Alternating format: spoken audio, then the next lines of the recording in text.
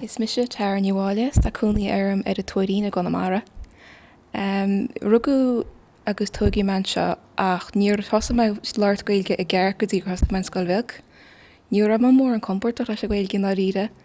Níl samhfuil mar a compórtach an is leis a chunarid ach níor a ein bheas ag gan chuid smú an drama bhí sa scoilm ar a tanga. Bhí gachtain na láirt, bhí gachtain na ggéir ar béle, bhí mu ggéir bheith dána.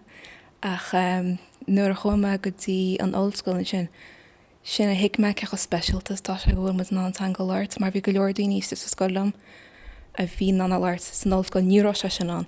Bhí siad tíocht as chundach eile, bhí caram as an iarmhí, bhí car eileam a bhí in chunaí I mhaid colin ach fós hainúor an ghaige aice agus bhí éidirú go raibh sé amsa. Agus nuair a hiicme sé sin hiicme ó tá sé seo daitse tá tanga eileam agus níor mud tuairtein bheasó agus bhí sé sin bronnach.